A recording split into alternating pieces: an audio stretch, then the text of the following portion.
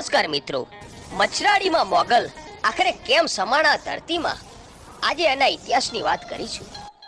દરેક સમાજમાં એક આઈ હોય છે, પણ માં મોગલ એટલે એક એવી આઈ જે માત્ર કોઈ એક સમાજ નહીં પરંતુ 18 વર્ણની આઈ છે. મિત્રો, આ ઇતિહાસ 1350 વર્ષ જૂનો છે.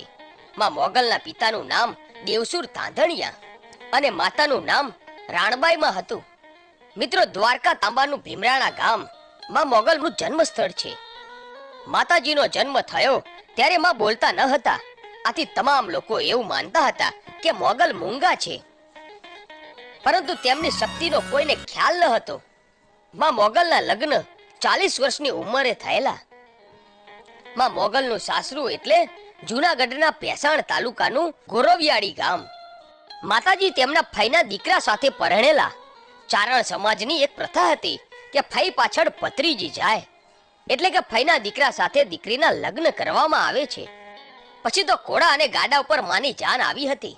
માને કરિયાવરમાં 15 જેટલી ગાયો આપી, ભેંસો આપી અને સાથોસાથ એ સમયે દીકરી સાથે કામ કરવા બીજી કોઈ છોકરીને મોકલતા. તો એ સમયે આઈ વાંજીને માતાજીની સેવા કરવા માટે મોકલ્યા. એ સમયે માના લગ્ન અખાત્રીજના રોજ થયા હતા. પહેલાના સમયમાં અખાત્રીજને શ્રેષ્ઠ મુહૂર્ત માનવામાં આવતું હતું. પછી તો માતાજીની જાન પ્રસ્થાન થઈ એટલે રસ્તામાં ચારણે માતાજીને ઘણા સવાલ પૂછ્યા, પરંતુ મોગલમાં કઈ બોલ્યા નહીં. એટલે ચારણે વાંજીને પ્રશ્નો પૂછ્યા. તેથી વાંજી ચારણ સાથે વાતચીત કરવા માંડી અને તમામ પરિચય પણ આપ્યો. આમ વાતો કરતા કરતા જાન આગળ વધી. વાંજીએ ચારણને કીધું કે બાપુ, હું કંઈક જાણું છું. એટલે કવિરાજ બોલ્યા, બેટા તું શું જાણસ? ત્યારે વાંજીએ અડદના દાણા લઈને મંત્ર બોલીને ઘા કર્યા અને કહ્યું, જુઓ. પછી જેમ જળ બંબાકાર તૂટી ગઈ હોય એમ હળહળાટ પાણી આવવા લાગ્યું. બધા જાનૈયા કપડા ઊંચા કરીને પાણીમાં હાલવા લાગ્યા અને સાથોસાથ માં મોગલ પણ હાલવા લાગ્યા.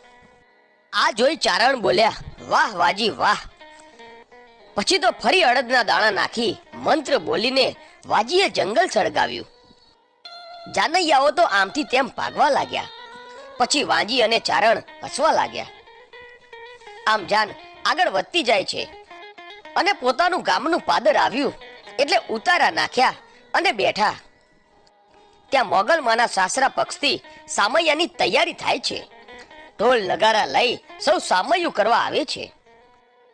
હવે ચારણને એમ થયું કે મેં વાંજીને શાબાશી ન આપી, એટલે તે વાંજીની બાજુમાં જઈને બોલ્યા કે શાબાશ